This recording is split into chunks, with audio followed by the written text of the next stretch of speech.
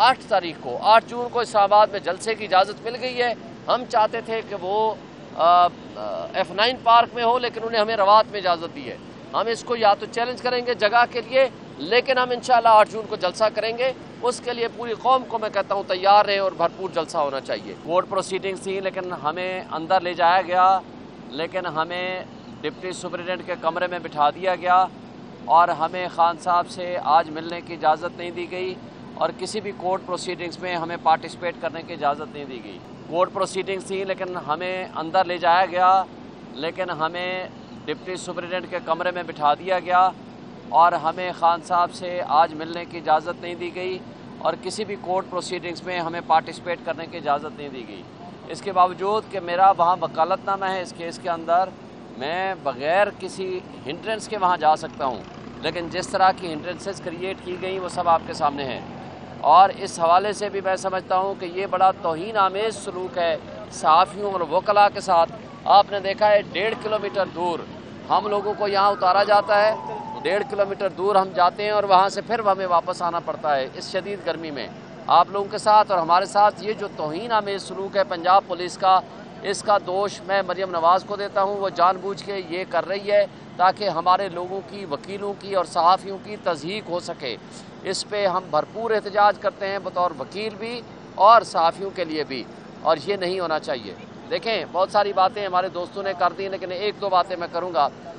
जो कल फैसला आया है चीफ जस्टिस साहब के 4 मुअज़्ज़ज़ जज साहिबान का और अतर मिनल्ला साहब का, अतर मिनल्ला साहब का जो मिनॉरिटी व्यू है हम उसको एक्सेप्ट करते हैं और अप्रिशिएट करते हैं। जब किसी केस में आपने एक दफ़ा फैसला कर लिया कि ये केस लाइव स्ट्रीमिंग का केस होगा, तो फिर कौन सा कानून, कौन सी आइन की शिक आपको इजाज़त देता है कि आप इमरान खान के आने पे उसकी लाइव स्ट्रीमिंग बंद कर दें? क्यों? कि इसलिए कि एस्टेब्लिशमेंट नहीं चाहती, मौजूदा हुकूमत नहीं चाहती कि इमरान खान की तस्वीर और तकरीर जो है या उसकी गुफ्तगू बाहर पब्लिक सुन सके। और ये कहा गया कि मफाद आमा का केस नहीं है। मैं आपसे गुजारिश करता हूँ कि जब करप्शन का कोई एक सिंगल केस भी होता है, जैसे नैब लॉज हैं, उसमें पूरी कौम का इंटरेस्ट और मफाद आमा इन्वॉल्व होता है, क्योंकि ये वो पैसा है जो मेरा, आपका, हम सब का पैसा है। इन्होंने 1100 अरब रुपए के अपने मुकदमे ख़त्म कराने के लिए नैब लॉ बदल दिया।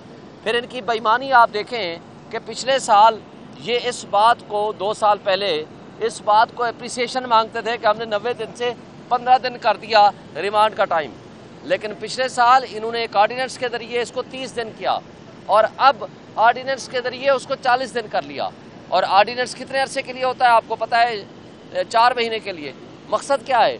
मकसद ये है कि इमरान खान के ख़िलाफ़ अब नैब जो कि एक लिहाज से तमाम इदारे उनके ख़िलाफ़ जो प्रोसीडिंग कर रहे हैं, नैब तो एक लिहाज से बांदी बन के खड़ा हुआ है माफिया के सामने, कानून के मुताबिक वो नहीं चल रहा, ये बड़ी ज़्यादती कर रहे हैं, लेकिन सिर्फ इसलिए है कि ताकि रिमांड लें तो इमरान खान का 40 दिन के लिए हो।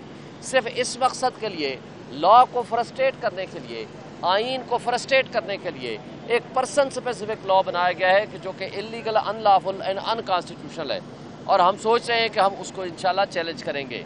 और उसके साथ साथ अब हमें 8 तारीख को 8 जून को इस्लामाबाद में जलसे की इजाज़त मिल गई है।